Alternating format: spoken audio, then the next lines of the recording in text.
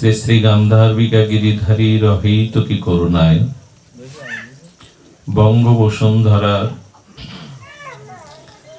এই সবুজ পল্লীতে হরিহর নগর স্থিত ভক্ত গৃহ শ্রী অঙ্গনে ঋতুনাম কুসুমকার বসন্তের ফাল্গুনের এই সান্ধ্য অধিবেশনে প্রয়াতা আত্মকল্যাণার্থে আজ এই সুমঙ্গল মাঙ্গলিক যে ভাগবতী ও ভক্তিযজ্ঞের পরম আয়োজন, এই পরম আয়োজনে শ্রী হরিকথার পূর্বে অস্মাদীয় পরমারাধ্য জীবন সর্বস্ব জীবন ধন প্রাতঃস্মরণীয় পরম বন্দনীয় শ্রী শিল গুরু মহারাজের পাবন পদার বিন্দে পরার্ধ কোটি দণ্ডবত প্রণতি। সমাগত সংকীর্তন আচার্য বৃন্দ, মহতি বৈষ্ণব কুলতিলকগণ, অনুরাগী প্রেমিক ভক্তগণ, সাধুজন, মহন্তজন, জ্ঞানীজন, গুণীজন, শ্রদ্ধাশীলা দেবী মূর্তি ধর্মশীলা কল্যাণিয়া ভাগবতী মাতৃগণ, সকল ভক্ত চরণে দিন অতি দিনের সশ্রদ্ধ দণ্ডবত প্রণতি।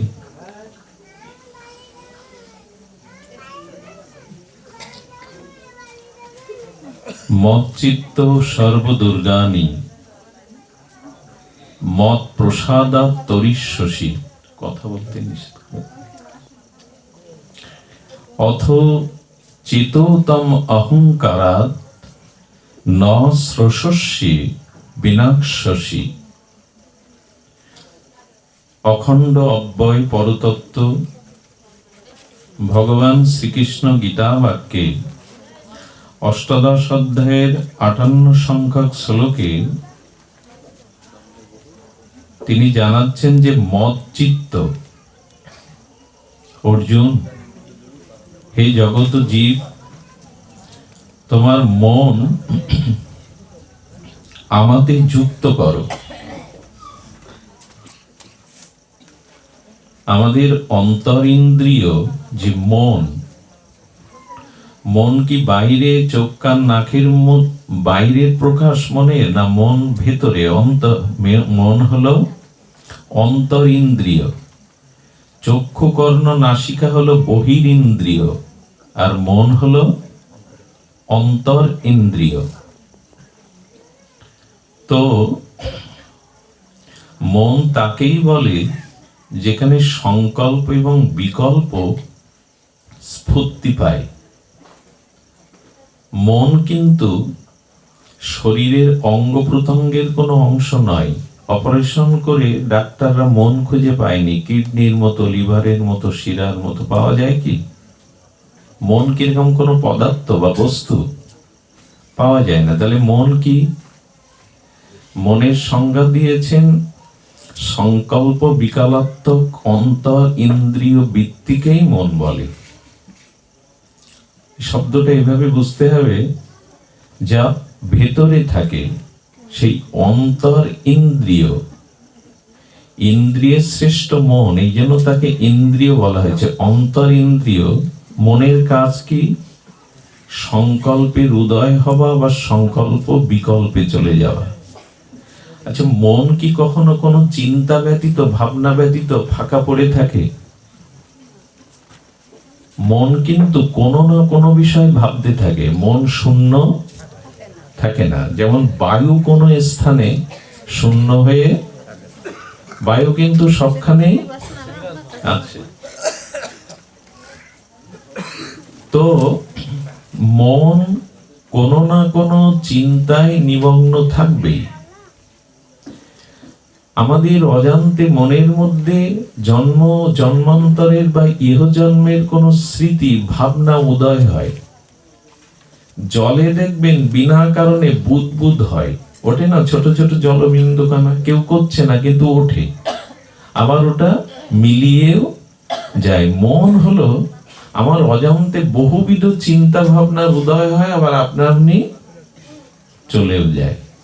এই যে সংকল্প এবং বিকল্প যে ইন্দ্রিয়ে হয় তাকে বলে মন।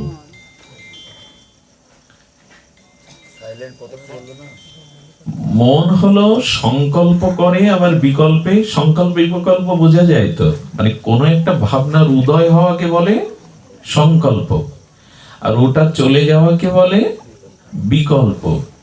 যাতেই সংকল্প বিকল্প হয় সেই অন্তর ইন্দ্রিয় বৃত্তির নাম হলো মন। এখন ভগবান বলছেন মদ চিত্ত, মানে তোমার মনটা আমার সাথে যুক্ত করো। এখন নিজের বুকে হাত দিয়ে নিজের কাছে প্রশ্ন করুন তো, আমার মন কতক্ষণ ভগবানের সাথে যুক্ত থাকে?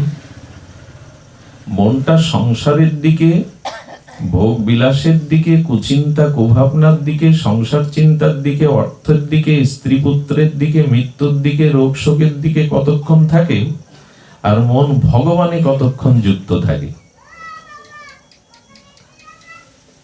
এই যে ভজন সাধন সাধু সঙ্গ করতে আসার কারণ কি? কারণ মনের গতি ভগবানের দিকে যেতে চায় না। এটা পরীক্ষিত সত্য, আমরা নিজেরাও জানি যে মনকে ভগবানের দিকে, ভগবত চিন্তন করতে চায় না। কারণ বহু জন্ম সংসার চিন্তা করতে করতে, বিষয় ভাবনা ভাবতে ভাবতে মনের মধ্যে একটা সংস্কার তৈরি হয়ে এসেছে আমাদের।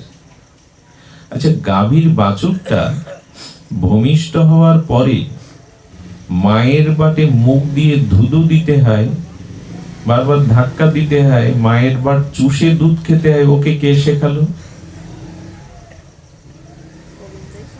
মানুষ কোনো কিছু করার আগে তো শেখে, শিক্ষা গ্রহণ করে, তবে সেই কর্ম করে। কিন্তু বাছুরটাকে কে শেখালো যে উঠে দাঁড়িয়েই মায়ের বাটে মুখ দিতে হবে, ধুধু দিতে হবে এবং দুধটা টেনে খেতে হবে?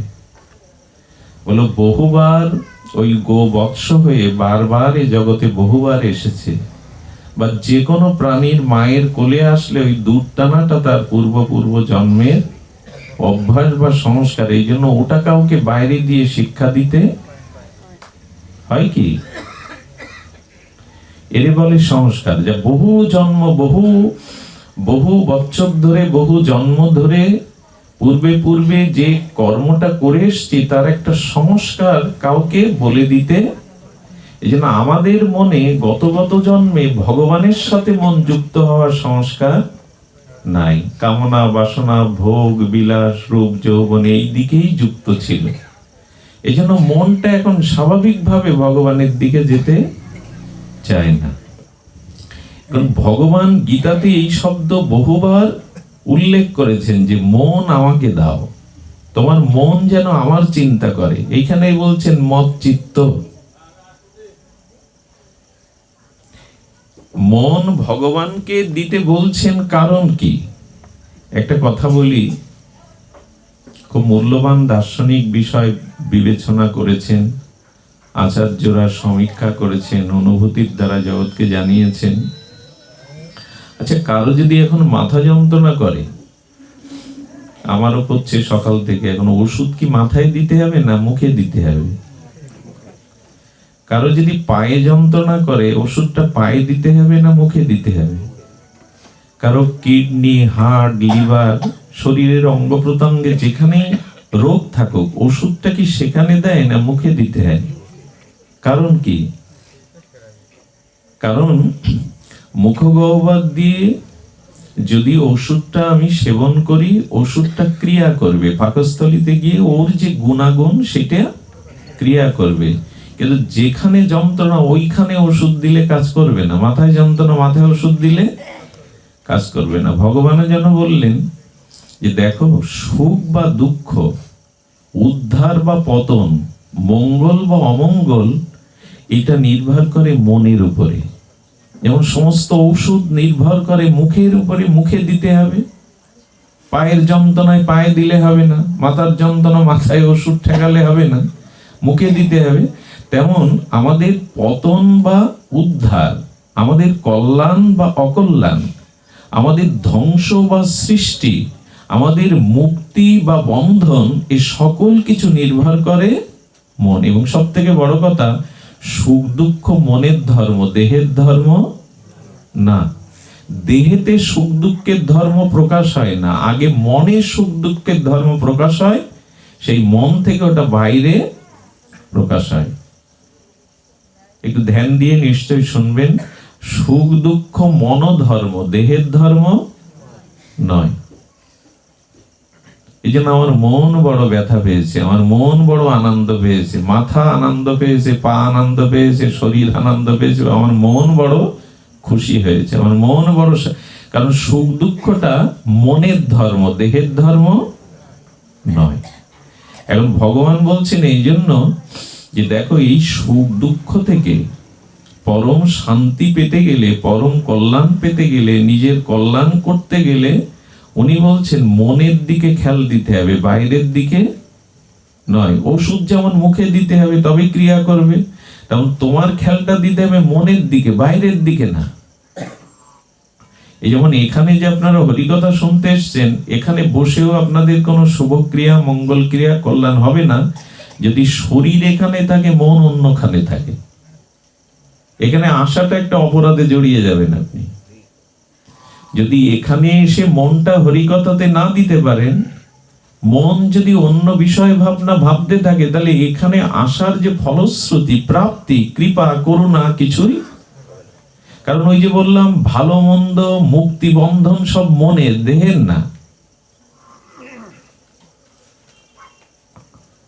বহু পূর্বে শুনেছেন, ছোটবেলা থেকে সুসংস্কারে একজন বন্ধু ভগবত ভক্ত, তারই ছোটবেলার বন্ধু অসৎ রঙ্গে, অসৎ সঙ্গে সে মদ, নারী, জুয়ায় ডুবে থাকে। তো বহু বছর পর দুজনের দেখা হলে দুজনের দিকে টানছে, স্বভাবের দিকে টানে। সারা জীবন হরি হরি করলি, নিরামিষ খেলি, আজকে চল একটু বাইজি বাড়ি চল, নাচ গান মদ খাবে। আরে একদিন করলে কি দোষ, একটু দেখ জীবনের আনন্দ কোথায়।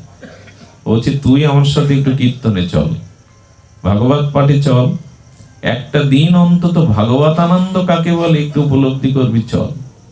যার যা স্বভাব সেদিকে সে টানে। তো সেদিন ঘটনা ঘটেছিল যে দুইজনের জায়গায় গেল, কারণ যার যে স্বভাব সে সেখানেই, জোর করে কিছু করা যায় না। কিন্তু সেই ভগবত ভজনকারী ভক্ত আজ ভাগবতে বসে বসে তার মন বলছে সারাটা জীবন বাহ্যিক কোনো আনন্দ সুখ নেইনি। আজকে বন্ধু বলল একটু গিয়ে দেখা যেত, সেখানে হয়টা কি। একটু তো মানুষ হয়ে এসেছি জগতে, একটু তো বাহ্যিক আনন্দ নিতে হতো। ও বসে বসে ওই বন্ধুর যে ক্রিয়া ওই চিন্তা করছে, আর যিনি পতিতালয়ে মদের পাত্র হাতে, সে চিন্তা করছে জীবনের একটা দিনও যদি বন্ধু যেখানে হরিকথা শুনে সাধুসঙ্গ করে, একটা দিনও যদি সেখানে আমরা যাওয়া উচিত ছিল। মনটা ওখানেই পড়ে আছে, গ্লাস হাতে নিয়েছি কিন্তু মনটা পড়ে আছে। শাস্ত্র জানাচ্ছেন, মহাজনরা জানাচ্ছেন, টিকাকারগণ, এরা দুইজনই ওই দিনে ঘটনাক্রমে, দৈবক্রমে এদের মৃত্যু হয়, এবং মৃত্যুর পরে ওদের মনের গতি অনুযায়ী বিচার করে যিনি কীর্তনে ছিলেন তার গতিটা নিম্নগামী হয়, এবং যিনি পতিতালয়ে ছিলেন তার মনোভাবনার কারণে। এখানে আপনাদের একটা প্রশ্ন জাগতে পারে, তো সারা জীবন তাহলে ভজন করলো, তার কোনো প্রাপ্তি নেই? তার প্রাপ্তি আছে, তার প্রাপ্তিটা শুভকর্মের যোগটা সে পাবে, কিন্তু আপাতত মনের কারণে, গীতায় যেমন বলেছেন মৃত্যুর সময় যে যেরূপ চিন্তা করে তার সেরূপ গতি হয়। তো সেখানে কি হলো, ওদের একটু বসতে দিন, কি হলো, মন যেখানে গতাগতি, মনোধর্ম যেখানে, সেই মনোধর্ম অনুযায়ী আমাদের গতাগতি হয়। এবং একটু ধ্যান দিন, গোবিন্দ এই জন্য মনটাকে চাইছেন।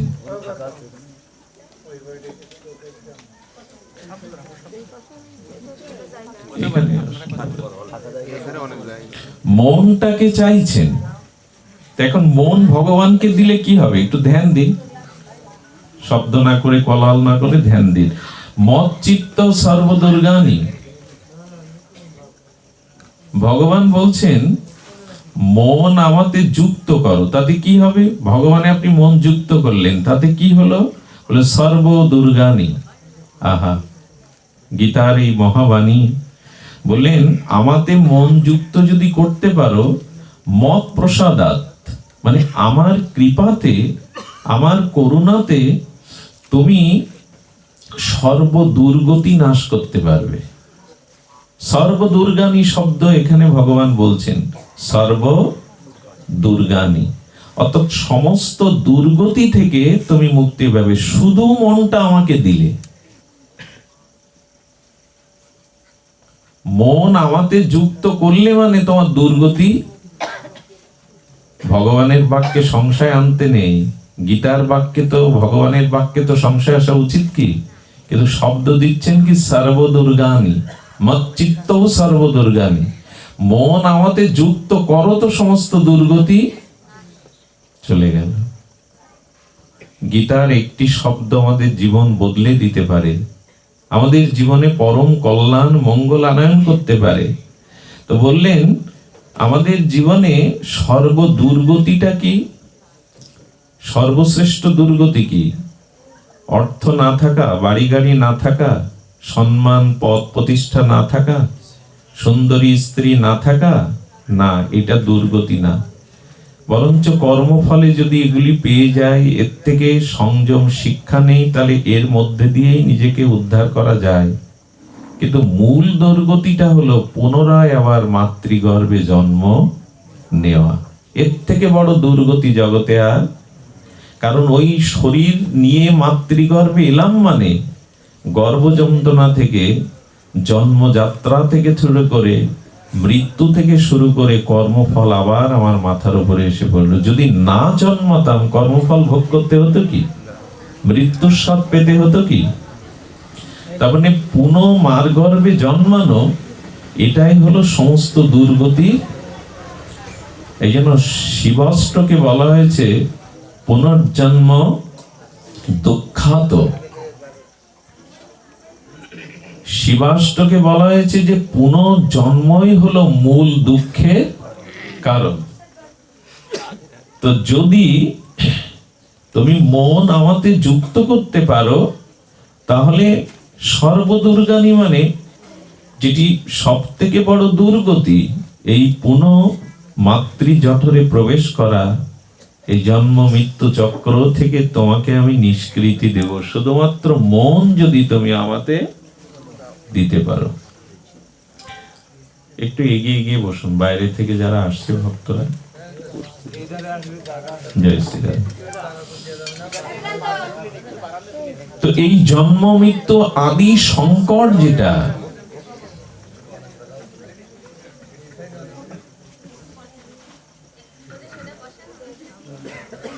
এই জন্ম মৃত্যু আদি সংকট, এর থেকে ভগবান নিষ্কৃতি দিবেন অনায়াসেই। শব্দটি বলেছেন মত প্রসাদাৎ তরিষ্যসি, অনায়াসেই তুমি এই সংকট হতে, দুর্গতি থেকে নিষ্কৃতি পাবে।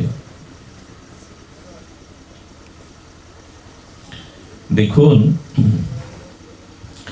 এই যে জন্ম মৃত্যু চক্র থেকে মুক্তি পাওয়ার মূল গোবিন্দের আদেশ হলো মচ্চিত্ত সর্বদুর্গানি। আচ্ছা, মন আমরা ভগবানের যুক্ত করলাম না, তাতে কি হবে জানেন? একটু সতর্ক হয়ে শুনুন। এই বাণী যদি কর্ণ দিয়ে আমাদের বিবেকে গিয়ে বিচার করে আমরা ভগবানে মন যুক্ত না করতে পারি, তবে তার ক্ষতিটা শুনুন। এই যে আমি ইনিয়ে বিনিয়ে বারবার বলার চেষ্টা করছি আপনাদের, একই শব্দ বারবার বলছি যে মচ্চিত্ত সর্বদুর্গানি, মনটা আমাদের যুক্ত করো, সমস্ত দুর্গতি থেকে আমি তোমায় অনায়াসে মুক্তি দেব। আর যদি তুমি আমার এই কথা অহংকার বশে না শোনো, অহংকার বশে যদি আমার এই কথা তুমি, অত চেত অহংকার ন শ্রোষস্যি, মানুষ কখন অন্যের উপদেশ, ভগবানের বাণী মানতে চায় না। গুরুজনের বাক্য, ভাগবত বাক্য, মানুষের জীবনে কল্যাণময় উপদেশ কখন নিতে চায় না মানুষ? যখন তার ভিতরে অভিমান বা অহংকার কাজ করে। এই জন্য ভাগবতের নিয়ম, যিনি ভাগবত বলবেন তিনি ব্যাসপীঠে বসবেন, আর যিনি শুনবেন তিনি। কেন এই নিয়ম? কারণ কোনো কিছু গ্রহণ করতে গেলে যিনি দাতা তার হাত উপরে থাকতে হবে, যিনি গ্রহিতা তার হাত থাকতে হবে নিচে। ঝর্ণার জল উপরে না, নিচে দাঁড়িয়ে পাওয়া যাবে, কারণ ঝর্ণা উপর থেকেই জল নিচে আসে। আর করুণা বা তরল পদার্থটুকু উপরের দিকে ওঠে না, নিচের দিকে যায়। জল বা তরল রস এগুলো নিচের দিকে যায়। এই জন্য ভগবান বলছেন তখনই কেউ আমার বাণী নিতে পারে না, তখনই সাধু মহন্ত শাস্ত্রের বাণী নিতে পারে না। কারা? বলেন অতচেত অহংকার, যার ভিতরে কোনো বিষয়ের অহংকার আছে তখন সে এটা নিতে, ভগবত উপদেশ, শাস্ত্র উপদেশ, নিজের কল্যাণের জন্য যে উপদেশ তা সে নিতে পারে না। দেখুন রাবণের জ্ঞান তো কম না। বেদজ্ঞ রাবণ মন্দাদরি বলল, বিভীষণ বোঝালো, কুম্ভকর্ণ বোঝালো, তার ছেলে মেঘনাদ বোঝালো, কারো কথা নিয়েছিল যে উনি ভগবান রাম, সীতা জগৎলক্ষ্মী? কখন নেয় না মানুষ উপদেশ? ভগবান শিব ঠাকুরকে বলা হলো, আপনারই শিষ্য রাবণ, আপনাকে উপাসনা করে, আপনাকে স্মরণ করে রাবণ এত শ্রেষ্ঠ হয়েছে, তা আপনি প্রভু রামচন্দ্রের উপাসনা করেন, ধ্যান করেন, মা জানকীর ধ্যান করেন, তা আপনি আপনার শিষ্য রাবণকে বোঝান যে সীতাকে ফিরিয়ে দিয়ে আসুন। প্রভু আপনি কেন রাবণকে বোঝাচ্ছেন না? বোঝা যায় কথা। রাবণ সমস্ত শক্তি কার কাছ থেকে পেয়েছে? তার ইষ্ট মহেশ্বর থেকে, দেবাদিদেব ভগবান শঙ্কর থেকে। আবার শঙ্কর উপাসনা করেন কার? রঘুপতি রামচন্দ্রের, মা জানকী। তাহলে উনি তো বুঝ দিতে পারতেন নিজের শিষ্যকে। শিব ঠাকুর একবারও রাবণকে উপদেশ দিতে যাননি, কারণ ভগবান শঙ্কর জানতেন রাবণের ভেতরে যে অহংকার, দাম্ভিকতা, সে কারণে সে এখন আমার উপদেশ নেবে না। মজা করে আমাদের এক সাধু বলেছেন, শিব ঠাকুর বলছেন আমার মাথা কয়টা? যে বলছেন আপনি কেন উপদেশ দিতে যাননি রাবণ রে, বলছেন আমার মাথা কয়টা? শিবের মাথা কয়টা? ভগবান শঙ্করের। আর রাবণের 10 আনা। বলে 5 মাথাওয়ালার উপদেশ 10 মাথাওয়ালা নিতে যাবে কেন? কে কি এসে বলছে কথা আমি মাটিতে বসে শুনবো? আমার একটা সম্মান আছে না, পদ প্রতিষ্ঠা আছে না? আমাকে কে বোঝাবে আমি কম বুঝি, আমি কম জ্ঞানী, কম শিক্ষিত? যখনই আপনার মধ্যে কোনো অভিমান কাজ করবে, ভগবান বলছেন অতচেততাম অহংকারাৎ, যখনই তোমার ভিতরে কোনো অভিমান, অহংকার মাথা ছেড়ে দেবে, তখন আর তুমি ভগবানের উপদেশ, সাধু উপদেশ নিতে, সে যদি তুমি সর্বশ্রেষ্ঠ তপস্বী হও, রাবণের মতো বেদজ্ঞ শাস্ত্রজ্ঞ হও, মুনির সন্তান হও,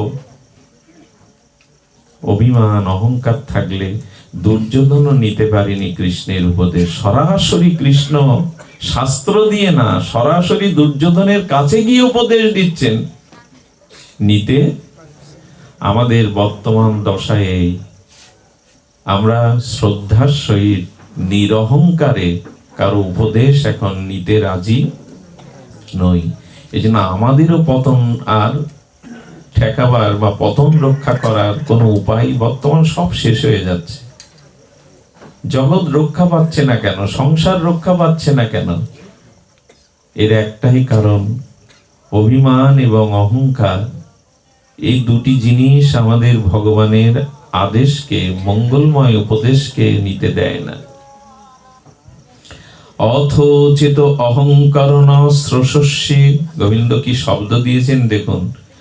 অহংকারী ব্যক্তি আমারই কথা শ্রোষস্যি, শ্রবণ করে না। যাদের ভিতরে অভিমান অহংকার আছে, পদ প্রতিষ্ঠা, ধন গৌরব, তারা আমারে বাণী নিতে পারে না। না নেওয়ার কারণে কি হয়? ন শ্রোষস্যি বিনাশসি। ভগবান নিজে মুখে বলেছেন, যারা আমার এই উপদেশ, আমার এই আদেশ অহংকার বশত গ্রহণ করে না, ভগবান নিজে মুখে বললেন বিনাশসি, অবশ্যই তাদের পতন বা বিনাশ হবেই, অবশ্যই তাদের বিনাশ হবেই। বিনাশসি,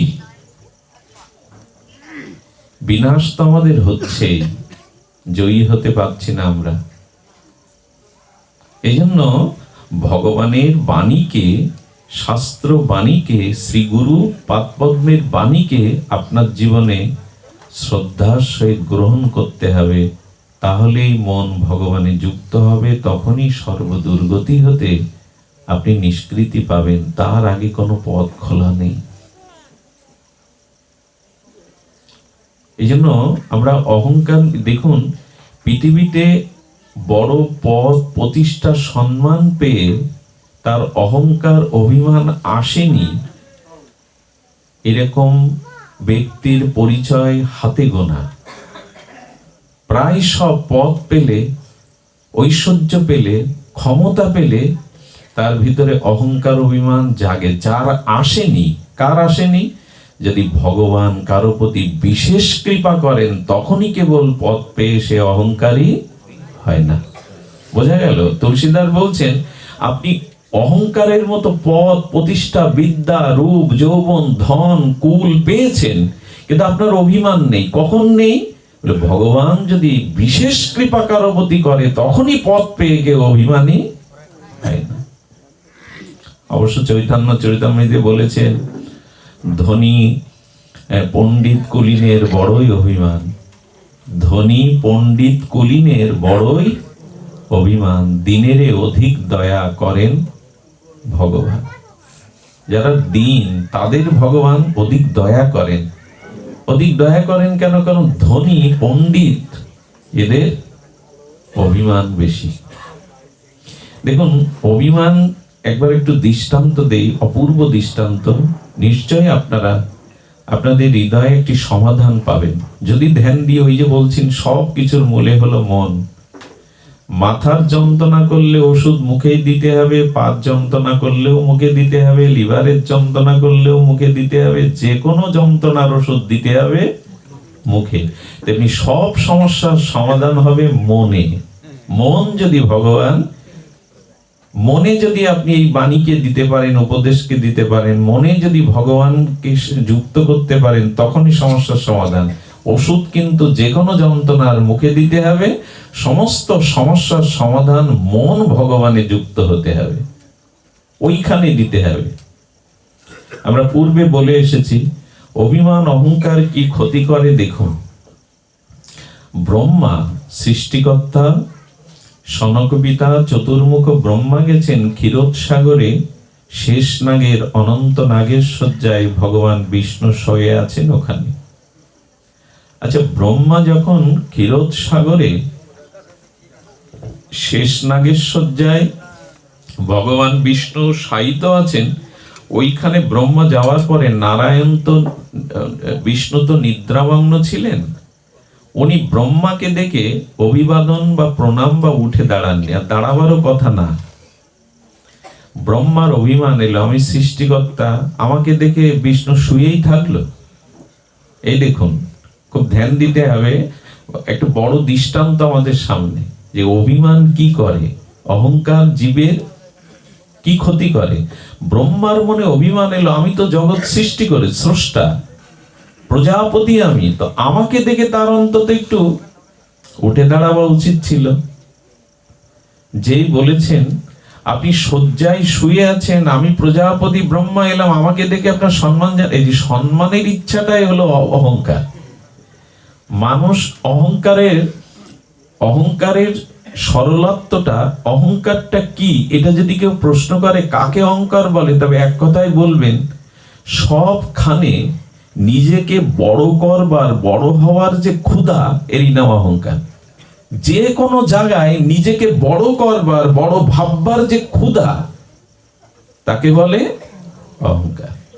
আমি যেখানেই যাই, যে অবস্থায় যাই, যে পরিবেশে যাই, ওখানে নিজেকে বড় করবার যে ক্ষুধা, এরই নাম অহংকার।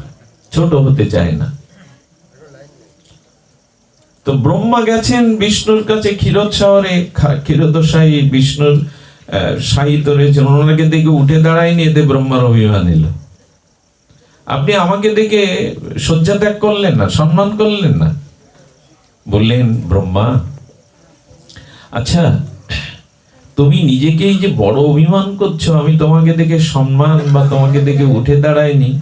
বলে হ্যাঁ, আমি সৃষ্টিকর্তা, আমি সৃষ্টিকর্তা, আমাকে দেখে আপনার সম্মান করার ছিল। বিষ্ণু বলছেন, আচ্ছা আপনি সৃষ্টিকর্তা, কিন্তু আপনি তো আমার নাভি কমল থেকেই জাত হয়েছেন, এ কথা বলো না।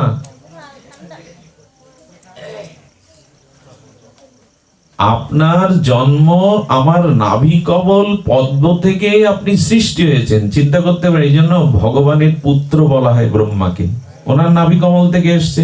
উনি উঠে দাঁড়াতে যাবেন কেন? কিন্তু সৃষ্টি কার্য করেছেন, এত প্রজা সৃষ্টি করেছেন, কিছু করলেই তো একটা অভিমান আসে।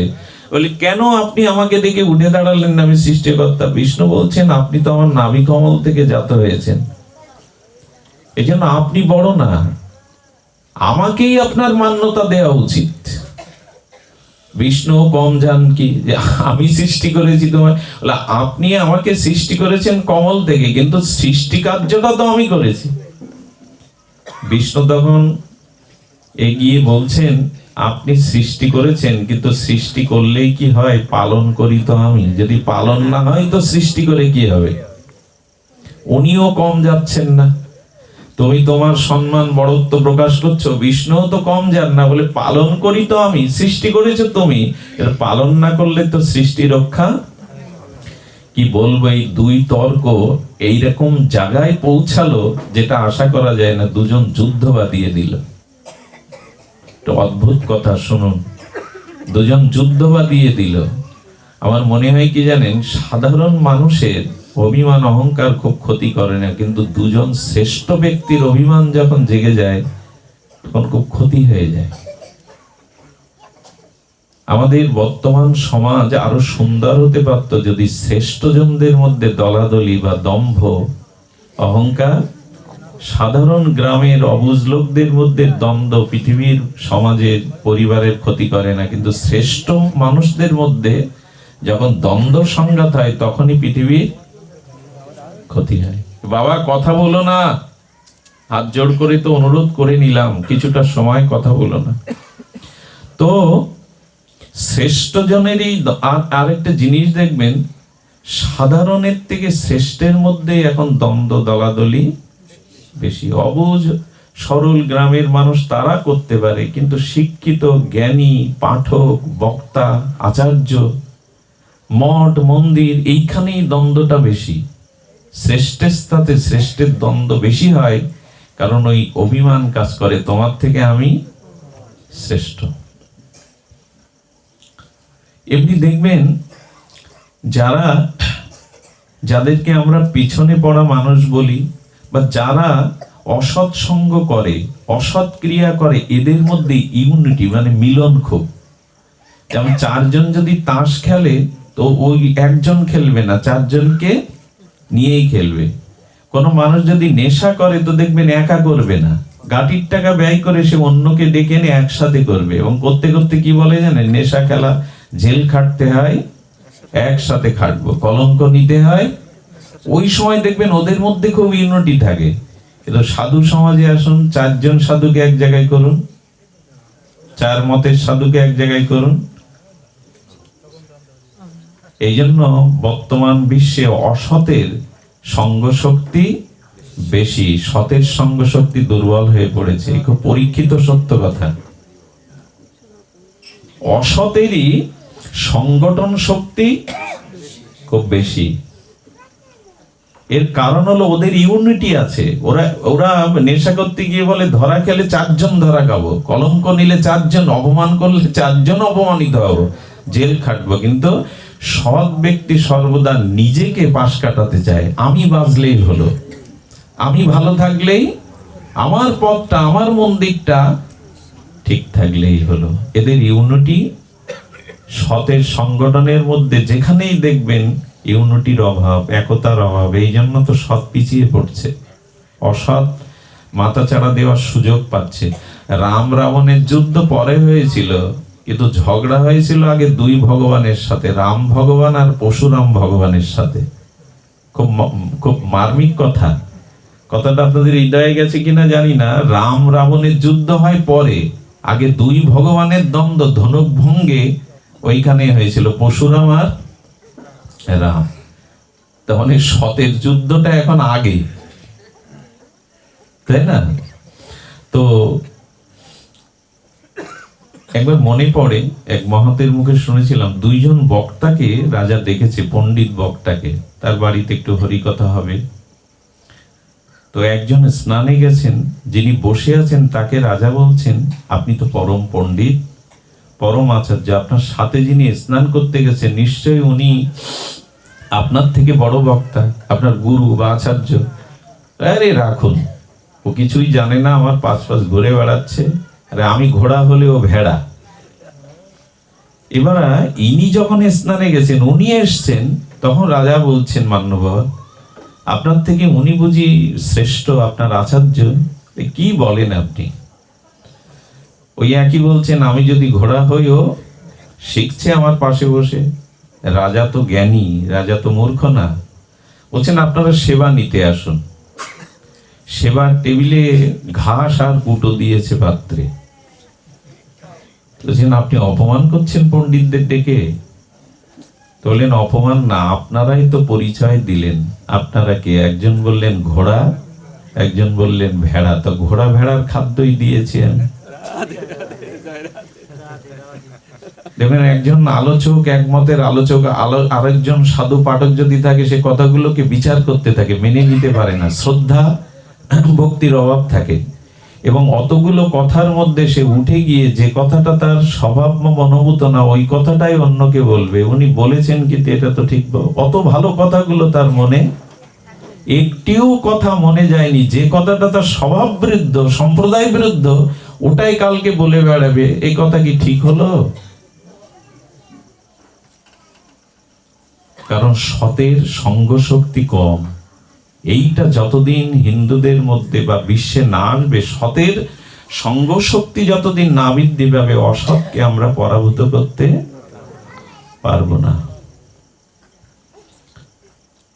একটা বাস্তব সত্য কথা বলি, সনাতন হিন্দুর ক্ষতি অহিন্দুরা যতটা না করে, হিন্দুরা তার থেকে শতাংশ দায়ী। স্বজাতির বিদ্বেষ, স্বজাতির ক্ষতি এরা চায়।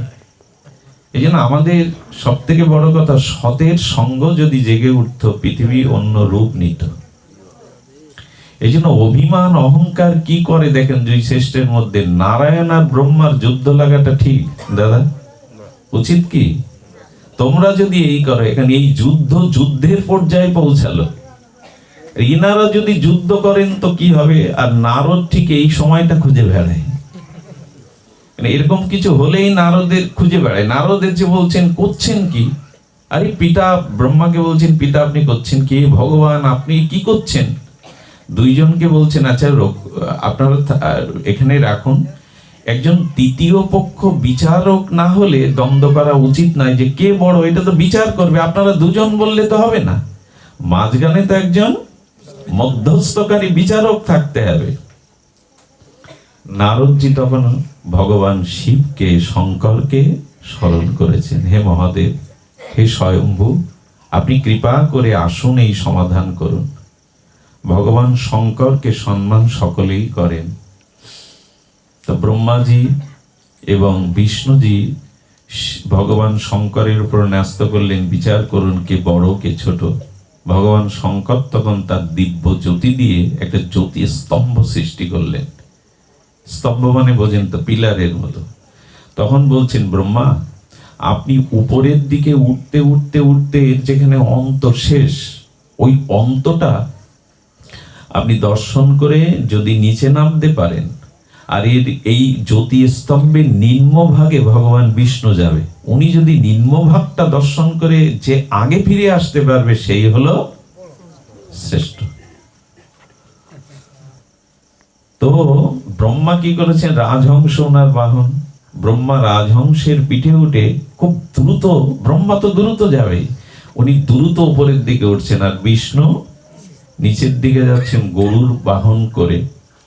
এখন ওই স্তম্ভ যেতে যেতে যেতে যেতে ভগবান বিষ্ণু মাস বৎসর অতিক্রান্ত হয়ে গেল। বিষ্ণু তো ভগবান, বুঝলেন এর কোনো অন্ত, কিছু জিনিস আছে তো অনন্ত, তার অন্ত পাওয়া। আকাশকে পাবেন আপনি কোথাও? আকাশ অনন্ত। আকাশকে আপনি ওইভাবে ছুতে, আকাশ মানে শূন্য স্থান, আকাশ মানে যে নীল দেখা যাচ্ছে এরকম না। হ্যাঁ, আকাশ মানে শূন্য স্থানকে বলে আকাশ। আকাশ রূপে আলাদা কোনো পদার্থ নাই, শূন্য স্থানকেই আকাশ বলে। তো বিষ্ণু বুঝলেন যে এভাবে অন্ত পাওয়া এটা ভগবান শিবের লীলা, এর অন্ত পাওয়া যাবে না। উনি তো দৈন্যের মূর্তি ফিরে এসে বলছেন, ভগবান শঙ্কর আপনি নিশ্চয়ই একটি লীলা করছেন, আসলে আমি অন্ত পেলাম না, দুঃখিত আমি। তো যখন উনি দৈন্য প্রকাশ করেছেন, সত্যটা স্বীকার করেছেন, ভগবান শঙ্কর খুব খুশি হয়ে বলছেন, প্রভু আপনি বসুন।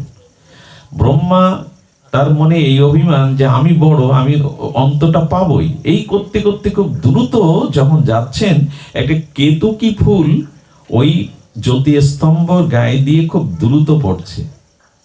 কেতকী ফুলকে শক্তি সঞ্চার করে বলছেন, তুমি কোথা থেকে আসছো?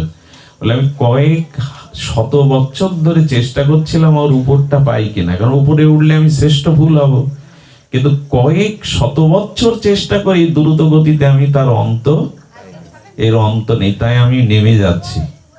তখন ব্রহ্মা বলছেন, দেখো তুমি এই জগতের সব থেকে শ্রেষ্ঠ পুষ্প হিসাবে পূজিত হবে যদি তুমি একটু মিথ্যা সাক্ষী দাও।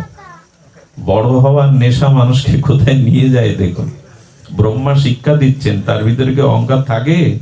জগৎকে শিক্ষা দিচ্ছেন, তিনি কি করছেন বললেন, তুমি একটু মিথ্যা বলো, জগতের শ্রেষ্ঠ পুষ্প তুমি, আমার পরে তুমি শ্রেষ্ঠ পুষ্প হবে যত পুষ্প আছে। তো কি বলে, তুমি গিয়ে একটু জানাবে, গোলপ দিও না এখানে যদি সরিয়ে না, তুমি গিয়ে জানাবে যে আমি এর অন্তকে স্পর্শ করে তবে ফিরছি। মিথ্যা সাজিয়ে, মিথ্যা সাক্ষী বানিয়ে এসে যখন ভগবান শিবকে বলছেন, দেখুন আমি আপনার উদ্ধংসের জ্যোতিস্তম্ভের অন্ত পেয়েছি। বলে সত্য বলছো? বলে হ্যাঁ, এই যে কেতকী পুষ্পের কাছে শুনুন। কেতকী পুষ্প তখন বলছেন, হ্যাঁ আমি দেখেছি ব্রহ্মা অনন্ত এই জ্যোতিস্তম্ভকে ঊর্ধ্বে স্পর্শ করেছেন। ভগবান শঙ্করের তৃতীয় নয়নে আগুন ছুটলো, কারণ উনি জানেন এটা মিথ্যা।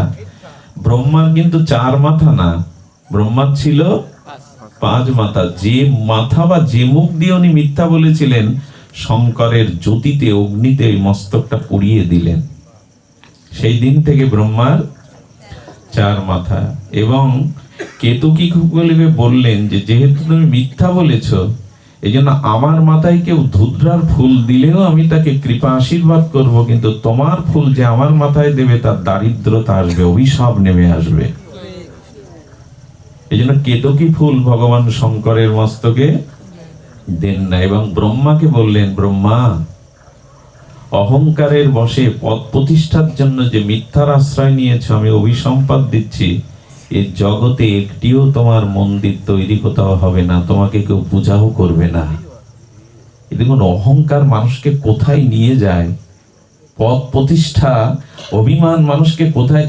ব্রহ্মার কি অহংকার থাকে? বিষ্ণু কি যুদ্ধ করে? আসলে জগৎকে জানাচ্ছেন তারা অহংকারের পরিণতি কি। ব্রহ্মার মন্দির দেখেছেন কোথাও? হয়তো ঘুরেছেন, তার পূজা কোথাও।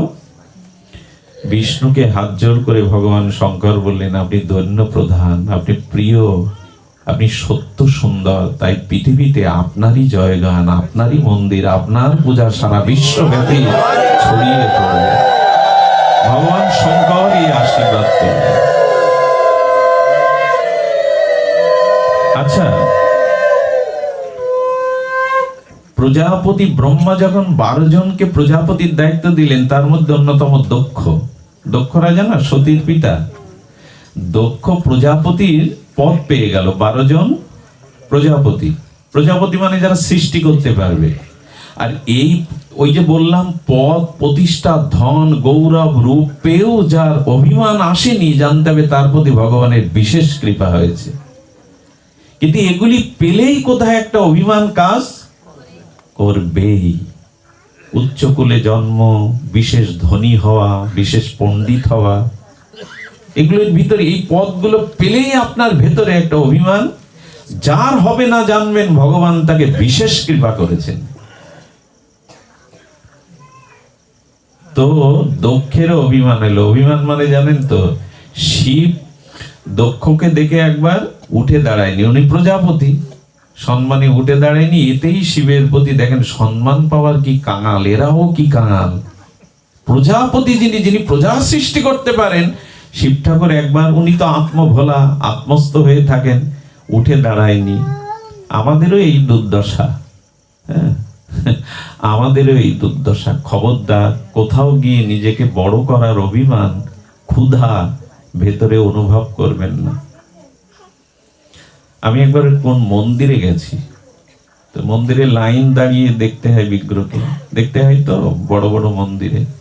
আমার মনে হঠাৎ হচ্ছে পূজারী নিশ্চয় আমায় চিনবে, আমি একজন পাঠক, চিনতে পারলে উনি লাইন থেকে ডেকে আমাকে দর্শন করিয়ে দেবেন, মালাটা আমার হাতে দেবেন।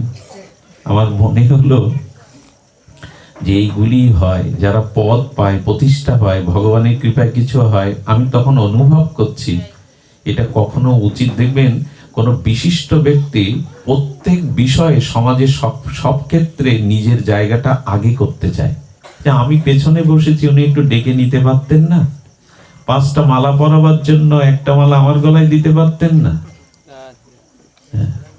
এইগুলো ভয়ানক, মানে কি বলবো, ক্ষতি করে দেয় মানুষের নিজের মর্যাদার, নিজের বড়ত্বের।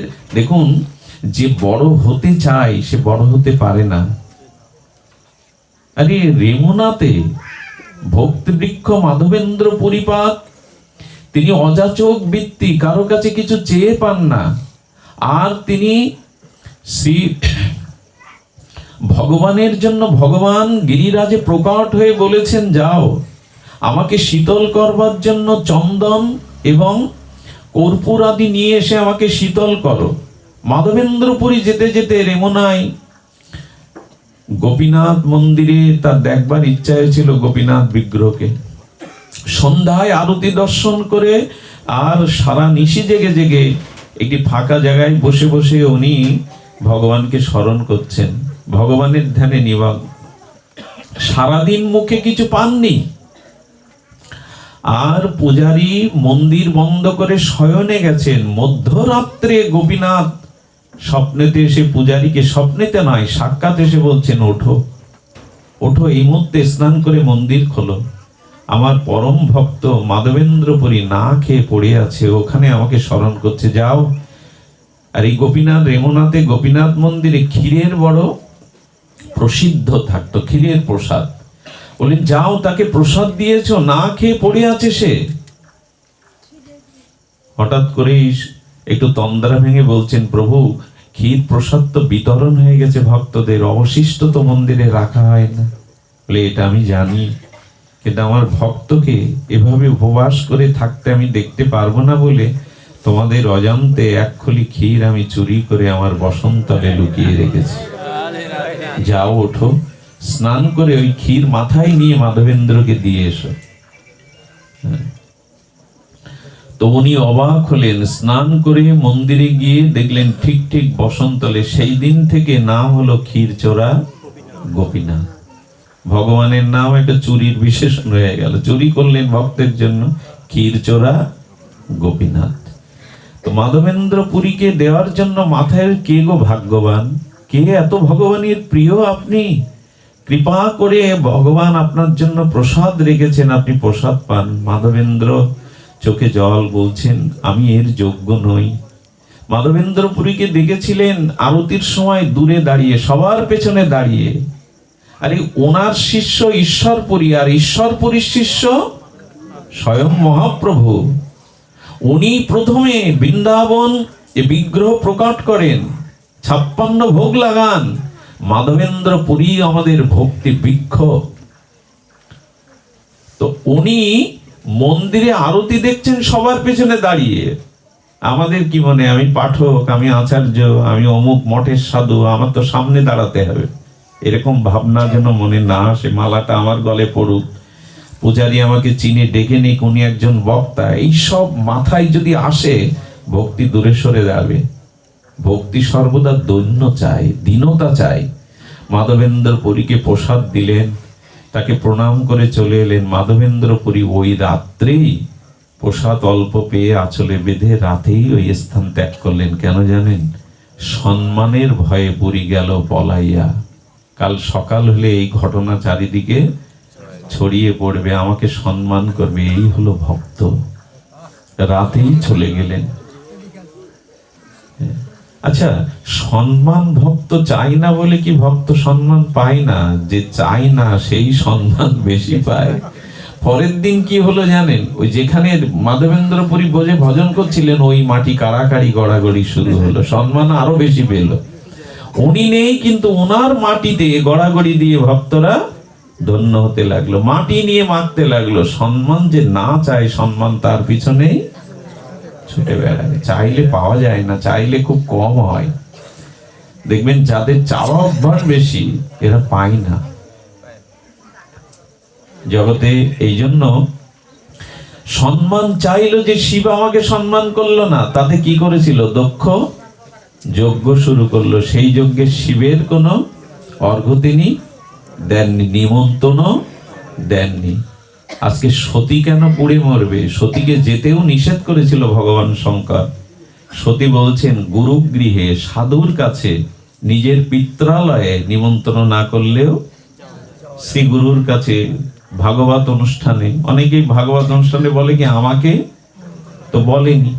কিছু জায়গা আছে নিমন্ত্রণের অপেক্ষা করতে নাই। তবে হ্যাঁ, অনুষ্ঠান হলে আশেপাশে সবাইকে বিনীতভাবে বলতে হয়। যার বাড়িতে রাগারাগি তার বাড়ি আগে যেতে হয়, নাহলে অনুষ্ঠান করে সফলতা, মনের অসন্তোষটা ঘোচে না। ভিক্ষাও করতে হয়। এই জন্য আমাদের যে কোনো কর্ম করতে গেলে কয়েকবারই মুষ্টি ভিক্ষা করতে হয়, যাতে আমার অভিমান না থাকে, আমি ভিক্ষা করেই করছি।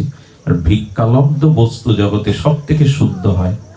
এই জন্য মহাপ্রভু বলেছিলেন, যাচিয়া মাগিয়া করো উদর, ভিক্ষা করে যা পাও তাতে অভিমান আসবে না।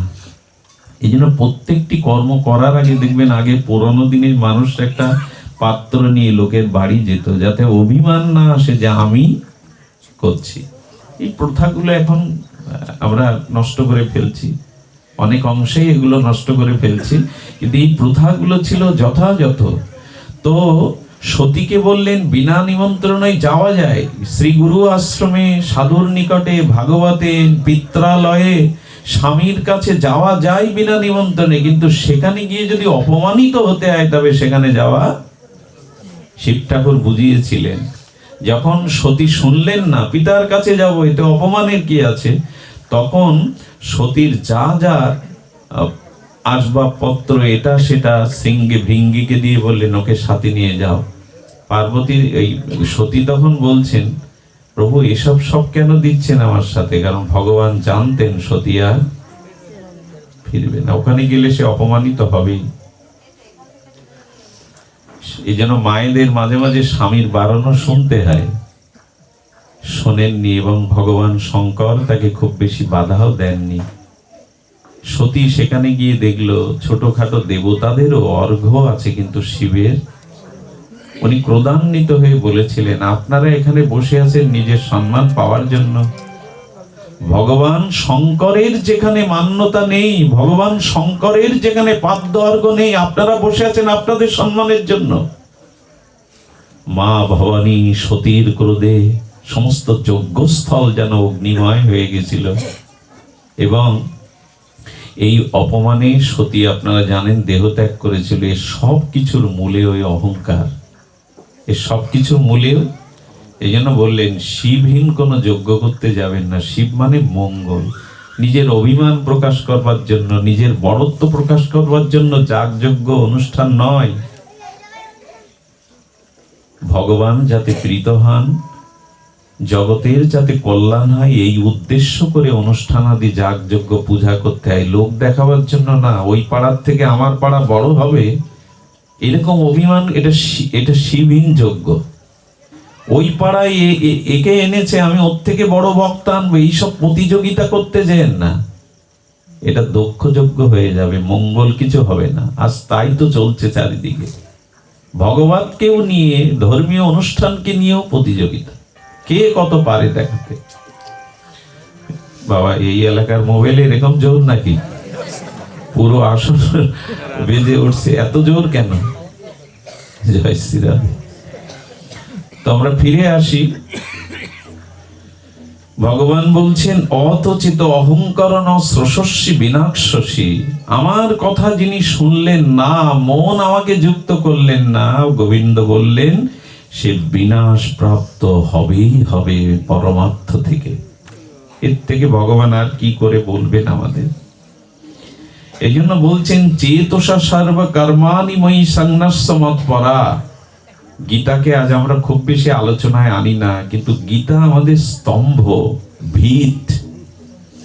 উনি বলছেন যে সমস্ত কর্ম মনের দ্বারা আমাতে অর্পণ করো। চেতসা সর্ব কর্মাণি ময়ি সংন্যাস্য মৎপরা। তুমি যা কিছু কর্ম করছো আমাকে অর্পণ করো, আমাকে সমর্পণ করে কর্ম করো। আমাকে সমর্পিত করে যদি কর্ম করতে পারো, ভগবান এখানে বলছেন বুদ্ধি যোগং উপশ্রিত মচ্চিত্ত সততং ভব। আহা, বললেন যে অবলম্বন মতপরায়ণ হয়ে নিত্য নিরন্তর মচ্চিত্ত পরায়ণ হও। যদি হও তোমার সর্বদুর্গতি যাবে, আমি নিশ্চিত করে তোমাকে বলছি। আর এই কথা যদি অহংকারে অভিমানে তুমি না শোনো, তবে অবশ্যই তুমি বিনাশ প্রাপ্ত হবেই হবে। এখন আমাদের একটু অভিমান ছেড়ে দিয়ে আসুন, আমরা ভগবানের কথা শোনার জন্য মনটাকে ভগবানে যুক্ত করি। কিন্তু কিভাবে যুক্ত হবে? কিভাবে ভগবানে মন যুক্ত হবে? এই প্রসঙ্গেই আজকের সামান্য আমরা আরেকটু আলোচনাকে এগিয়ে নিয়ে যাব। বলা তো হলো, আলোচনা তো হলো, ব্যাখ্যা তো হলো, মন ভগবানের সাথে যুক্ত করতে হবে। কিন্তু কি করে? এই উপায়টি এখন আমরা আস্বাদন করব। ভগবান যুক্ত হতে বলেছেন মচ্চিত্ত মদগত প্রাণা, হ্যাঁ, এইভাবে বলেছেন গীতায় বহুবার। কিন্তু মন ভগবানে কি করে যুক্ত হবে? ভগবানে মন যুক্ত হওয়ার একমাত্র উপায় হলো সাধু সঙ্গে হরি কথা। দ্বিতীয় কোনো পথ খোলা নাই। সাধু সঙ্গে হরি কথাই হলো চিত্ত নির্মল হয়ে ভগবানের প্রতি চিত্ত অর্পিত হবে। আচ্ছা, আমাদের যে মলিন কাপড়গুলো, বস্ত্রগুলো, এগুলো কাচার জন্য সাবান সোডা ব্যবহার করি কিনা? আচ্ছা, আপনি ভালো ব্র্যান্ডের সাবান বা ডিটারজেন্ট পাউডার কাপড়ের উপরে রেখে দিলেন, বিনা জলে আপনি ওই সাবান ওর উপর ঘষতে শুরু করলেন। সাবানেই তো কাপড় পরিষ্কার হয়, বস্ত্র পরিষ্কার হয়, তো জল ব্যতীত সাবান রেখে দিয়ে ঘষুন। কথা বলতে হবে এবার আপনাদের, হবে কি পরিষ্কার? সাবানেই তো পরিষ্কার হয়, কিন্তু অপেক্ষা হলো জলের। তেমন এই যে হরি নাম, এই যে শাস্ত্র, এই যে হরি কথা, এগুলি সাবানের মতো আমাদের অনন্ত জন্মের চিত্তে যে পাপ বাসনা আছে, দুর্বাসনা, এটা পরিষ্কার করতে সমর্থ। কিন্তু জলের প্রয়োজন। এই জলটাই হলো সাধু সঙ্গ, এই জলটাই হলো সাধু সঙ্গ। হরি নাম হরি কথা সাবান বটে, এটা চিত্তকে পরিষ্কার করে বটে, কিন্তু জল সংযোগ করা চাই। নালে কিন্তু 1000 বছর ধরে সাবান শুধু ঘষলে উঠবে না। সাধু সঙ্গ ব্যতীত আমি বলি কি, আমি হরি নাম করি। আজকাল একটা সমস্যা হয়েছে, আমি হরি কথা শুনি যন্ত্রে। কোথায়? মোবাইলে। হ্যাঁ, মোবাইলে হরি কথা শোনাটা বর্তমান দিনে খুব প্রয়োজন, খুব মঙ্গল, কিন্তু এতে প্রেম ভক্তি আসবে না। তার কারণ কি? আচ্ছা, এখন তো যন্ত্রের দুনিয়া, তাই না? সবকিছুই যন্ত্র ছাড়া আমরা যে যাই বলি এক পাও চলতে পারবো না। কিন্তু আচ্ছা, হৃদয়দা আমাকে নিমন্ত্রণ করেছে মধ্যাহ্ন ভোজনে, সাধু সেবায়। তো আমি যদি বলি দাদা আমার আসবার এখন অবসর নেই, তো আপনি এক কাজ করুন, ভিডিও কল দিন, দিয়ে ওই খাদ্য আমার জন্য যা যা প্লেট পেতে ওইখানে আসন করে দিন। মোবাইলে পাওয়া যাবে তো অন্ন ব্যঞ্জন। এখন মানুষ বলতে চাই সব প্রয়োজন মেটে, যন্ত্র ছাড়া কোনো প্রয়োজন এখন, কিন্তু অন্ন ব্যঞ্জন সাধু সেবায় আপনাকে পাওয়ানো যাবে তো ওর মধ্যে দিয়ে। আপনি টিভিতে যতই গঙ্গা দেখুন, ওখানে আঙুল। একটা দৃষ্টান্ত তো আমি প্রায় দেই, এখন ঢাকায় যদি কোনো ফ্যাক্টরিতে আগুন লাগে, মাঝে মাঝে টিভিতে সরাসরি দেখায় না, লাইভে সম্প্রচার করে। এখন সরাসরি ঢাকা থেকে চ্যানেলগুলো সম্প্রচার করছে অমুক ফ্যাক্টরিতে আগুন লেগেছে। টিভির মধ্যে আগুনটা কি সত্যি? মিথ্যা বলতেও পারবেন না, কারণ সরাসরি সম্প্রচার করছে, তো সত্যিই তো জ্বলছে ওখানে। আবার সত্যও বলে কি বেকায়দা, সত্যও না মিথ্যা না তো কি? বলেন ওইটা ওই রকম, যদি আগুনটা টিভির মধ্যে সত্য হতো তো টিভিটাই আগে পুড়ে যেত। মিথ্যাও না সত্যও না, কি তবে? বলে ওটা ওই রকম, ওইটা ওই রকম। তেমনি মোবাইলে সব হয় না, যন্ত্রে সব হয় না। এই জন্য বলছেন কৃষ্ণ ভক্ত সঙ্গ করি, কৃষ্ণ ভক্ত অঙ্গ হেরি। সাধুর মধ্যে গিয়ে বসো, যেখানে সাধুরা বসে হরিকথা শুনছে ওর মধ্যে বসো। ওই সাধুর হৃদয়ে যে ভগবত অনুভূতি কিন্তু সহজে পাওয়া যায় না। অনেকে 20 বছর সাধু সঙ্গ করছে, অনুভূতি বলে অনুভূতি যার হয়েছে সেই ভক্তের পাশে গিয়ে বসো, তাহলে তার ভেতরের অনুভূতিটা তোমার মধ্যে সংক্রামিত হবে, সঞ্চারিত হবে। তার পাশে গিয়ে বসো। এটা হয়। মহাপুরুষরা কি পারে জানেন? শুদ্ধ ভক্তরা কি পারে জানেন? তার চিত্তে বহুদিন ধরে যে তিনি ভজন সাধন করছেন বহু জন্মের, ওই অনুভূতিটা উনি আপনার মধ্যে সঞ্চার করতে পারেন। তার দৃষ্টি দিয়ে, অনুভূতি দিয়ে, কৃপা দিয়ে সঞ্চার করতে পারেন। এই জন্য শুদ্ধ সাধুর সঙ্গে গিয়ে বসতে হবে। আচ্ছা, শুদ্ধ সাধু সঙ্গ শব্দটা কেন এলো? সব সাধু সঙ্গ না? বলেন না, শুদ্ধ সাধু সঙ্গ হতে হবে। শুদ্ধ, বারবার বলছেন শুদ্ধ নাম, শুদ্ধ সাধু সঙ্গ এর বলছে। একটা জিনিস বলি, খুব মন দিয়ে শুনুন কথাটি। আমি খুব অসুস্থ, কথা বলার মতো অবস্থা ছিল না, কিন্তু আপনাদের দেখে বুকে বল হাসছে। হরিকথা একটা সঞ্জীবনী। আমি একবার 104 জ্বর, কথা দিলে মানুষ এরকম বলে যে আপনি অ্যাম্বুলেন্সে হলেও আসুন, নাহলে আমাদের মান সম্মান যেতেই হবে। এমনকি যদি বলি মারা গেছি তো বলবে লাশ নিয়ে আসুন, এরকম শুরু হয়েছে এখন, না হলে আমাদের মান সম্মান থাকবে না। তো 4 জ্বর, ব্যাসপীঠে উঠে যখন ভগবানের কথা শুরু হয়েছে, কিছুক্ষণ পরে দেখি বরফ হয়ে গেছে না। তখন বুঝলাম ভাগবতের একটা আলাদা শক্তি আছে। মাথা তুলতেই পারছিলাম না, কিন্তু আপনাদের দর্শন করে, এগুলো কিন্তু আমার কোনো বিষয় নেই, এগুলো হরিকথা সাধুসঙ্গেরই মহিমা। এখানে মন প্রসন্ন হয়ে যায়, আদি ব্যাধি কাছে আসতে পারে না, অভিশাপ দুশ্চিন্তা আসতে পারে না, মাথা থেকে বোঝা নেমে যায়। বোঝা নেমে গেলেই তো আর যন্ত্রণা থাকে না। মাথার বোঝা নেমে যায় হরিকথায়, সাধু সঙ্গে। কবে আর রুচি হবে? এই জন্য ঠাকুর মশাই প্রেম ভক্তি চন্দ্রিকায় বলেছেন, কবে হাম বৈঠব বৈষ্ণব সঙ্গে, কবে হাম বৈঠব। কবে আমি বৈষ্ণবের সম্মুখে বসবো, কবে রাধা কুণ্ডে বাস করবো। ঠাকুর মশার এই প্রার্থনা। এই জন্য সাধু বৈষ্ণবের কাছে কবে আমি বসবো। একটা জিনিস বলি, একটু অনুরোধ করি আপনাদের, বর্তমান মানুষ সব থেকে ক্ষতিগ্রস্ত হচ্ছে কি কারণে? খুব ধ্যান দিয়ে শুনুন। সেটা সঙ্গের কারণে। মানুষের জীবনে এখন যে পতন দেখছেন, ধ্বংস দেখছেন, এর মূল কারণ হলো সঙ্গ। এই জন্য ভগবানের কাছে প্রার্থনা করবেন, তোমাকে পায় আর না পায়, একজন সজ্জন, একজন প্রকৃত শুদ্ধ বন্ধু দিও জীবনে। তোমাকে পায় আর না পায়, একজন সজ্জন শুদ্ধ বন্ধু আমাকে দিও। আমাদের ছেলে মেয়েরা একবার না বোঝে না, বলে আপনারা লক্ষ্য করুন, শঙ্খটা একবার বাজান বা বারবার বাজানোর প্রয়োজন নাই। কি বলা হয়েছে? আমাদের স্কুলে যখন আমরা পড়েছি, আমার ভাগ্য হয়নি বেশি লেখাপড়া শেখার, খুব সীমিত, কিন্তু যারা পড়াশোনা করেছেন বন্ধুত্বটা ওখানেই শুরু হয়, প্রাইমারি থেকে বা কলেজ বিশ্ববিদ্যালয়।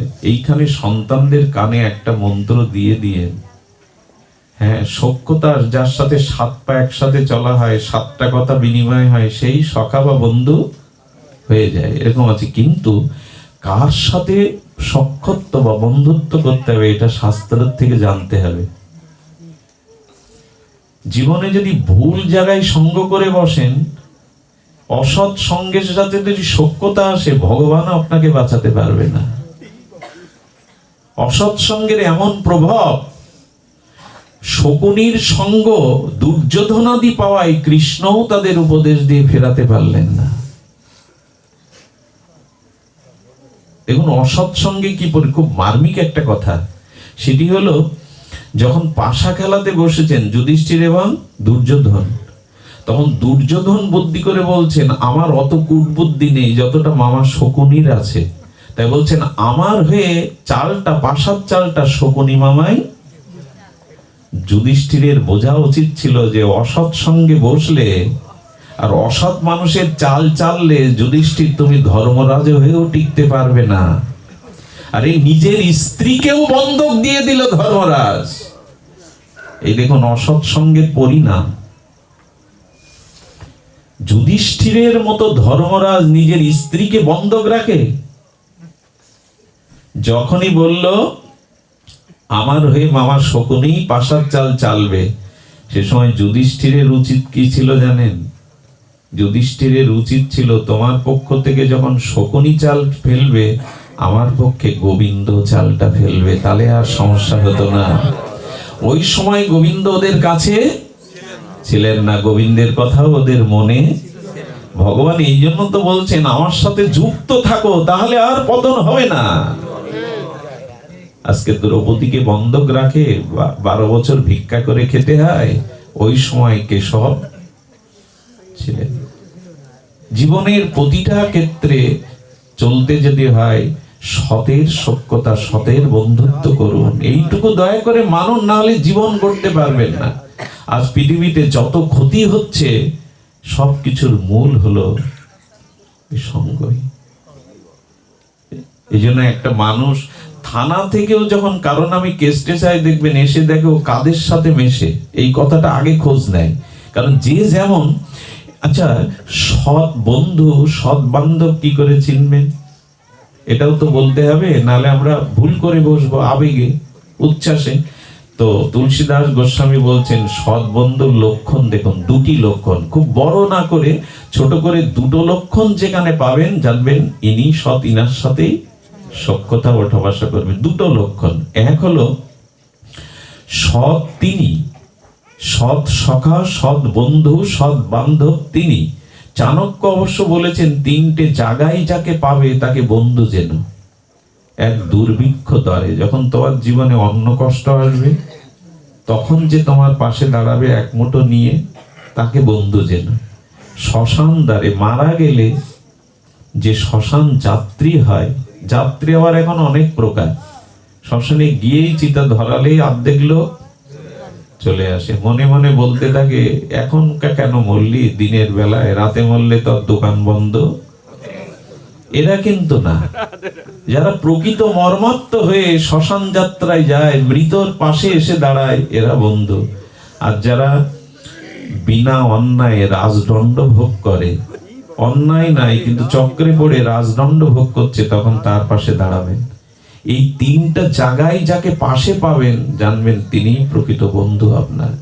দুর্ভিক্ষ দ্বারে, রাজদ্বারে, শ্মশান দ্বারে। এটা চাণক্য বলেছেন। কিন্তু ভাগবত বলছেন, তুলসীদাস গোস্বামী রামচরিত মানসে বলছেন, সৎ বন্ধু জানার 2টো উপায়। খুব ধ্যান দিয়ে শুনুন। 2টো উপায় হলো, যার সঙ্গ করলে আপনার ভেতরে পাপ বুদ্ধি কমে যাবে, সৎ বুদ্ধি উদয় হবে, সতের প্রতি টান বাড়বে, জানবেন নিশ্চিত তিনি সাধু, নিশ্চিত তিনি প্রকৃত সৎ। বোঝা গেল? যার সঙ্গ বা ওঠা বসা করতে করতে আমার পাপগুলো কিছু কিছু ক্ষয়ষ্ণু হবে, পাপ চিন্তা, পাপগুলো ধীরে ধীরে অবদমিত হবে, এবং ভেতরে শুদ্ধ বুদ্ধির এবং পূর্ণ বুদ্ধির, শ্রেয় বুদ্ধির উদয় হবে, জানবেন এর সঙ্গই করতে হবে। আর এর বিপরীত, সঙ্গ করেও যদি দেখেন পাপ বুদ্ধি আগের মতোই রয়ে গেছে, যাচ্ছে না, এবং আমার ভিতরে সতের কোনো উন্মিলন হচ্ছে না, জানবেন ইনি প্রকৃত সৎ নন। থার্মোমিটার দিয়েই তো তাপ মাপতে হয়। তো এই হলো, যার সঙ্গে আপনার পাপ বুদ্ধি আগের থেকে ধীরে ধীরে কিছুটা কমে যাচ্ছে, এবং শুভ বুদ্ধি, কল্যাণ বুদ্ধির উদয় হচ্ছে, ভগবান ভজনের বুদ্ধি আসছে, জানবেন ইনি আমার প্রকৃত বান্ধব। আমরা দুই ঘোলাই ফেলি, বিকাল বেলাও তাস পিটাবো আর সন্ধ্যায় খোল বাজাবো। কি করে হয়? ওষুধও খাবো আবার কুপথ্য খাবো, তাতে রোগ সারবে কি করে? আরে একটা দিক বেছে নিন, একটা দিক বেছে নিন। আর একটা জিনিস বলি, সৎকে চেনার একটা অপূর্ব উপায় বলি, আমার বলতে গিয়ে লোম শিহরণ হচ্ছে। সৎকে যদি চিনতে চান তার উপায় বলি, আমি রামচরিত মানস থেকে হনুমানজি লীলা থেকে বলে আপনাদের ইতি করব অপূর্ব কথাটি। কোন মানুষকে সৎ কি অসৎ তার ভেতরটাকে বুঝবার একটা সময় আছে। হনুমান যখন লঙ্কার সমুদ্র পাড়ি দিয়েছিলেন তখন কিছুটা বেলা ছিল। কি ছিল? সূর্য তখন অস্ত পাটে যায়নি। উনি গিয়ে একটু লুকিয়েছিলেন সন্ধ্যার জন্য, যাতে সন্ধ্যাটা হয়। সন্ধ্যা হলো, উনি দেখছেন পুরো লঙ্কা নগরীটা, ওনার উদ্দেশ্য সীতা অন্বেষণ, ওনার উদ্দেশ্য সীতা অন্বেষণ, কিন্তু চারিদিকটা উনি লঙ্কাপুরীটা দেখছেন। কোথাও গিয়ে দেখছেন ওই যে রাক্ষসদের যা কাজ, নেশা করছে, মদিরা পান করছে, মাংসাদি খাচ্ছে, সবাই ভোগ বিলাসে মেতে আছে। পুরো নগর ঘুরতে ঘুরতে প্রায় মধ্যরাত হয়ে গেল। উনি চিন্তা করছেন এর মধ্যে নিশ্চয়ই কোনো ভক্ত আছে, কারণ একেবারে ভক্ত শূন্য কিছু হতে পারে না। উনি ওইটা খুঁজে বেড়াচ্ছেন। মধ্যরাত্রে হনুমান খুঁজতে খুঁজতে দেখে যে একটা বিন্দাজি ভক্তি দেবী এক বেদিতে আছে। বলে তুলসী যেখানে আছে নিশ্চয়ই সেখানে কোনো ভক্ত আছেই আছে। দেখুন, এই যে বিন্দাজি, এটি কি সাধারণ ভেবে নেবেন না। হিন্দুদের একটা প্রচলিত ধারা আছে যে বাড়িতে তুলসী বৃক্ষ বা ভক্তি দেবীকে রাখতে হয়, কিন্তু কিভাবে রাখতে হয়? অন্য গাছগাছালি আগাছা যেমন জন্মায়, পিড়ে করে রাখলে নেই। প্রতিদিন তুলসীকে প্রদীপ দিতে হয়, প্রতিদিন তুলসীকে পরিক্রমা করতে হয়, প্রতিদিন তুলসীকে জল। এই কাজগুলো যদি করেন, কোনো সাধন ভজন পাণ্ডিত্য শাস্ত্র জ্ঞান যদি না থাকে, এক বিন্দাজিকে যদি প্রতিদিন প্রণাম করেন, প্রদক্ষিণ করেন, একটু ধূপদীপ দেন, আপনার কৃষ্ণ ভক্তি হবেই হবে। এটা ভাগবতে বলে দিয়েছে, নিশ্চিত হবে। ভক্তি দানিতে বিশ্বে তোমা বিনা কেবা আছে, কথাগুলো কথা না, মহাজনের ভক্তি দানিতে তোমা বিনা এ বিশ্বে কেবা আছে। আর তুলসীকে একবার প্রণাম করুন। দেখুন, এই 4 বার তুলসী প্রদক্ষিণ করলেন, তাতে তুলসী দেবী বললেন তোমাকে জন্ম মৃত্যু চক্র বন্ধ করে দেবো, আর আসতে হবে না। আমাকে প্রদক্ষিণ করো, তোমাকে আর এই জগতে প্রদক্ষিণ করতে হবে না। উনি ভক্তিদাত্রী। সব নদী নদী, কিন্তু অন্য নদীর সাথে কি গঙ্গার তুলনা চলে? তেমনি সব বৃক্ষই বৃক্ষই, কিন্তু তুলসীর সাথে। এই জন্য যেখানে তুলসী অর্চিত হয়, শুধু তুলসী গাছ হিন্দু হয়ে রাখতে হয় তা না। কাপড় শুকাতে দিয়ে অনেককে দেখেছে ওখানে জল পড়ে, একটু জল ছুড়ে দেয়, কোথায় পড়লো তার, এগুলো অপরাধী হতে হয় ভক্তির চরণে। তুলসীকে পূজা করেন। দেখুন, ঘরে আমরা কত কি বানাই। আমি একবার এক ঋষি পাড়াতে গেছিলাম, মানে দাস পাড়াতে। আমার চোখে জল এলো, আমি মাটি 2-3 বার মাথায় নিলাম। প্রত্যেক বাড়িতে ঘরে যদি পেপার দিয়ে চাল ছাওয়া থাকে, কিন্তু তুলসী পিঁড়িটা, মানে পরিষ্কার করা তুলসী পিঁড়িটা বাঁধানো প্রত্যেক বাড়িতেই। সামনে বৈশাখ আসছে, যারা বৈশাখে ঝরা না দেয়, যে বাড়িতে ভক্তি দেবী বৈশাখের কঠোর তাপে শুকিয়ে যায়, ওখানে অভিশাপ নামে, ওখানে অভিশাপ নেমে আসে। এই জন্য কেউ বলে আমি নিরামিষ খাই না, আরে ওসব দরকার, একবার নিরামিষ খাওয়া ভালো। যদি নাও পারেন বৈশাখে ঝরা দিবেন। তুলসী যেন আপনার ভক্তি, যদি আপনার বাড়ি শুকিয়েই মারা যায়, আপনার ভক্তি থাকবে কোথায়? যে বাড়িতে 5টি জিনিস নাই তিনি হিন্দু না। এক গঙ্গা জল, এক গীতা, এক তুলসী, এক গাভী। শহরে না পেলেও বছরে অন্তত একটা গাভীর মুখ দর্শন করতে হবে, গাভীটা স্পর্শ করতে হবে। সেটা পয়লা বৈশাখ ভাগবতী পূজায় হোক। গঙ্গা জল থাকতে হবে, গীতা থাকতে হবে, শ্রী গুরুর বিগ্রহ থাকতে হবে, তুলসী থাকতে হবে। গোবিন্দ বিগ্রহ থাকতে হবে, নাম থাকতে হবে, না হলে তুমি হিন্দু নও। জাতিতে হিন্দু বলেই তুমি হিন্দু নও। এই জন্য বৃন্দাজিকে ভালো, হনুমান এটা দেখতে পেয়ে চমৎকৃত হয়েছেন। আরে লঙ্কার পুরীতে সবাই ভোগে মতে আছে, এখানে দেখছি বৃন্দাজি নিশ্চয়ই এখানে কোনো ভক্ত আসেন। উনি নেমে এলেন। বিভীষণ মধ্যরাত্রে তখন ঘুমিয়েছেন। বিভীষণের ভক্তি দেখুন, একমাত্র কন্যা ত্রিজটাকে সীতার সেবায় দিয়ে দিয়েছেন, সেবায় দিয়ে দিয়েছেন। সীতামাকে সেবা করো, ভক্তিকে সেবা করো। সেবা ছাড়া ভক্তি হয় না। নিজের মেয়েকে বা নিজে তো যেতে পারেন না মাকে সেবা করতে, তো উনি করে ঘরে রাম নাম লেখা। কারোর ঘরে গিয়ে ছবি বাঁধানো দেখেই বোঝা যায় এদের রুচি কেমন। তাদের ঘরে প্রবেশ করলে তাদের ওই ছবি টবিগুলো দেখলেই বোঝা যায়, মোবাইলে রিংটন বাজলেই বোঝা যায় এর রুচি কেমন। কিছু কিছু জিনিস আছে সে স্বভাব অনুযায়ী করে, যেন ঘরে আবল তাবল না টানিয়ে সকালে উঠে যাতে ভগবানের মুখখানা দেখা যায়, এইসব শ্রীগুরু মহাপুরুষের বিগ্রহ রাখুন। আবল তাবল অনেক হয়েছে, অনেকেই আর্টিস্টদের সাথে, খেলোয়াড়দের সাথে ভগবানের ছবি এক জায়গায় রাখে। বলুন তো, আমরা আসলে শাস্ত্র অনুশীলন সাধুসঙ্গ না করে সবকিছুই গুলিয়ে ফেলেছি। উনি দেখলেন, হনুমান দেখছেন পুরো ঘরের দুয়ারে রাম নাম লেখা। আচ্ছা, আপনাদের একটা প্রশ্ন যাচ্ছে না, রাবণ রামের নাম শুনলে তার মুন্ডু কেটে নিতেন, তো তার ভাই হয়ে বিভীষণ রাম নাম লিখেছেন কেন? আর উনি বেঁচেও বা আছেন কেন? বিভীষণ তো ছাড়ার বান্দা, তো রাবণ নন। এরও একটা সুন্দর লীলা শুনেছিলাম। কে বলছে, আরে অন্যকে রাম বললে কাটে না, আমার ভাই রাম রাম করে, তা দেখতে পান না? এই তলোয়ার নিয়ে এসেছেন। বিভীষণ বলছেন রামকে, প্রভু দদামি বুদ্ধি যোগম, তুমি তো বুদ্ধি দিয়ে ভক্তকে বাঁচাও। রাবণ এসে বলছে, বিভীষণ এই রাম, এখানে রাম শব্দ লেখা, ওই যে আমার শত্রুর নাম লেখা, আমি অন্যকে তো মস্তক ছেদন করি।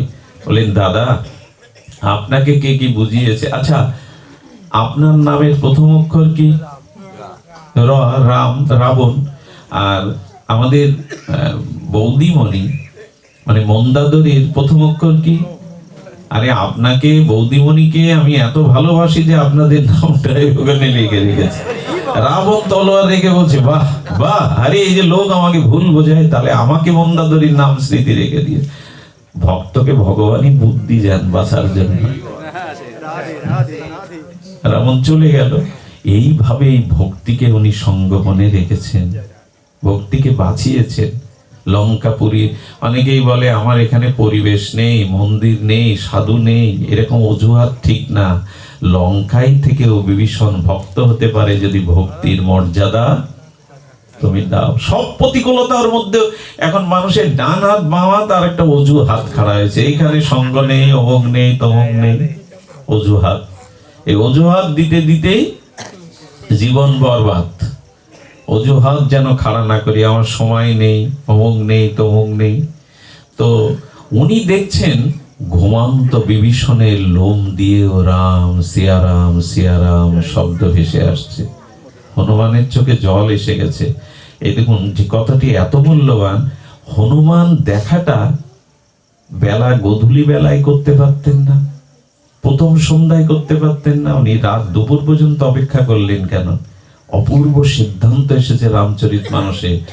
কোন মানুষ সৎ এটা দিনের বেলায় বোঝা যাবে না। দিনের বেলা আমরা সবাই সাধু, সবাই দিনের বেলায় আমরা সৎ। দেখবেন একজনকে উপদেশ নিতে যাবেন, দিনের বেলায় সব সাধু সৎ। মানুষকে চিনবার উপায় হলো রাত্রে। মানুষের যেমন স্বভাব এটা প্রকাশ হয় রাত্রে। মানুষের ভোগ বাড়ে, ভোগ বাসনা, কুকাশটা, প্রবৃত্তিটা বাড়ে রাত্রে। কোন মানুষ কেমন এটা বুঝবার সব থেকে প্রকৃষ্ট উপায় হলো রাতে সে কি করে। আরে এক গুরুদেব স্টেশনে গিয়ে শোনে ট্রেন, তো ট্রেন নাই, কি করবেন? উনি এক দূরের ভক্তের কাছে কল করেছেন, এই আমার তো অনেক শিষ্য, তোমার সাথে এক শিষ্য মাঝে দীক্ষা নিল, ওর বাড়ি শুনেছিলাম স্টেশনের ধারে। বলে, হ্যাঁ গুরুদেব, ওর বাড়ি এই স্টেশনেরই। বলে, তাহলে ওর নামটা বলে দাও। আরে আমি আজকে তো ট্রেন পাইনি, হয়তো শিষ্য যখন তার বাড়ি। হলো গুরুদেব। বলে, গুরুদেব গুরুদেব করছো কেন? তার নাম্বার বা তাকে জানিয়ে দাও। বলেন, প্রভু আমি তো অনেক দূরে, কিন্তু ওর বাড়ি আপনি যাবেন না, রাতে যাবেন না, দিনে হলে আমি নিষেধ করতাম না। বলে রাতে সে আমার শিষ্য, যাব না কেন? বলে প্রভু অনুরোধ, যাবেন না। বলে আসি তুমি ঠিকানাটা দাও তো। যখন গিয়েছে সে সাধু হাসতে হাসতে বলছেন, একজন স্বনামধন্য প্রবচনকারী তিনি উত্তরপ্রদেশে। তিনি বলছে আমি দরজায় যখন কড়া নাড়লাম, দরজা খোলার পরে ও এসে আমার দিকে তাকালে আমি বললাম বাবা কুশল তো, সব মঙ্গল তো, তোমার শান্তি হোক। কে তুমি শান্তিদাতা? মানে ও টালে আছে, কে তুমি শান্তিদাতা? এই আমাকে পূজা করলো, দীক্ষা নিয়ে আরতি করলো, দিনের বেলায় কত বড় ভক্ত মনে হলো, কিন্তু রাতে ঠিক তার স্বভাব। রাতে ভোগ বাড়ে, মানুষের বাসনা বাড়ে। এই জন্য কোনো মানুষকে নির্ণয় করতে গেলে তার রাতের স্বভাব দেখতে হবে। রাতেই আপনার পরিচয় পাওয়া যাবে কোন মুখী। এই জন্য কত ভাগ্য জানেন যারা নিত্য রাত্রে সাধু সঙ্গ পায়, হরি কথা পায়, এদের ভাগ, এরা বেঁচে যাবে, এরা বেঁচে যাবে। এই যে কত দূর থেকে এরা কত কষ্ট করে আসে, কোথায় সেই পাটকেল ঘাটা, কোথায় সেই কত জায়গা থেকে, তালা থেকে, কপিলবনি থেকে। এই যে আপনারাও কত দূর থেকে আসেন, রাত সুযোগ পেলেই ভজনে যাবেন, হরি কথায় যাবেন, গ্রন্থ নিয়ে বসবেন, মালা নিয়ে বসবেন। অনেকেই দেখেছি বাড়িতে টিভি দেখছে, ঘুমাচ্ছে, ঘরের কোণে কেউ বসে বসে রাত দুপুর পর্যন্ত জপ করে চলেছে। সে বুঝেছে এই জগৎ থেকে নিজেকে কি করে উদ্ধার করতে হয়। সন্ধ্যাবেলায় গ্রামের মন্দিরে কারো পাওয়া যায় না, অথচ সিডির দোকানে, চার দোকানে গিয়ে দেখুন লোকের মুখে রেটো ধোঁয়া, হ্যাঁ, রাজনৈতিক আলোচনা, পরচর্চা, পরনিন্দা, এর মধ্যে ঘন্টার পরে ঘন্টা কাটায়। হচ্ছে গ্রামে কোনো মন্দির থাকলে সেখানে গিয়ে এসে 10 মিনিট বসে না। এই জন্য রাতেই মানুষের স্বভাবটা নির্ণয় হয়। খুব ভাগ্যবান যারা নিত্য রাতে সাধু সঙ্গ পায়, যারা ভক্ত সঙ্গ পায়, যারা জপ করে বাড়ি বসে বসে, ধন্য এরা।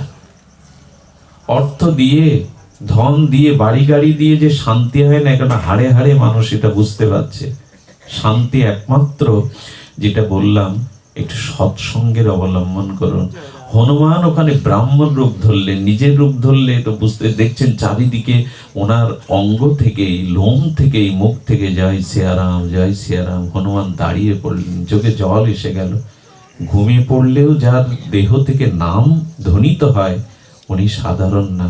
হনুমানের দিব্য জ্যোতিতে, দিব্য অঙ্গগন্ধে বিভীষণেরও দেখেন সাধু আসলে তার ঘুম ভাঙে, সাধু সঙ্গ না করলে ঘুম। এই জন্য বলছেন রাম তুলসীদাস গোস্বামী, হনুমান রূপ ভক্তের দ্বারাই বিভীষণ জেগে ওঠে। আর আর রাবণের সঙ্গে কুম্ভকর্ণ ঘুমিয়ে পড়ে। অসৎসঙ্গ মানুষ ঘুমিয়ে পড়ে, আর সৎসঙ্গে মানুষ জেগে ওঠে। হনুমান মধ্যরাত্রে বিভীষণকে জাগায়, আর রাবণ ঘুম পাড়ায় কুম্ভকর্ণকে। অসৎসঙ্গ মানে আপনি ঘুম পড়ে গেলেন। ঘুম পড়া মানে বুঝেছেন তো, চেতনা জাগবে না। সৎসঙ্গই একমাত্র উপায় আপনাকে জাগাবার। এরপরে বিভীষণ উঠে বলছেন, আপনি কুশল তো? আপনাকে দেখে আমার চিত্তে কেন এত প্রেম যাচ্ছে, চোখে জল আসছে। আপনি নিশ্চয়ই আমার রঘুপতি রাম, কৃপা করে, করুণা করে এসেছেন।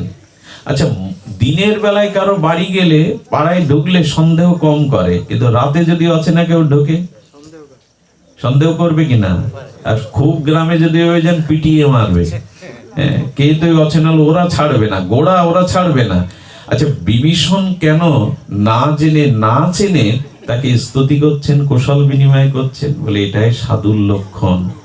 সাধু কুটা, অসৎটা প্রথমে ভাবে না, সে সবটাই ভাবে। বলছেন, নিশ্চয় আপনি আমাকে কৃপা করার জন্য, হে আমার রঘুপতি রাম, আপনি কৃপা করে আমার দুয়ারে এসেছেন।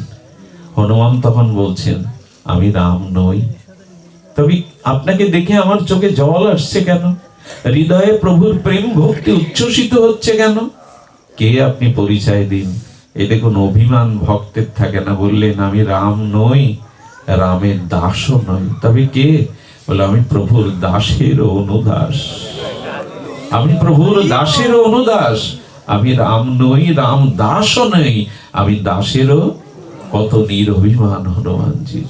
স্বয়ং শঙ্কর কত নিরভিমান। আমি প্রভুর, বলে আপনি যেই হন, আপনি প্রকৃত প্রকৃত আমাকে কল্যাণের জন্য এনেছিলেন। এই বিভীষণের সাথে যদি হনুমানের সঙ্গ না হতো, বিভীষণ এত বড় ভক্ত হতে পারত না, প্রভুর চরণ পেতে পারত না।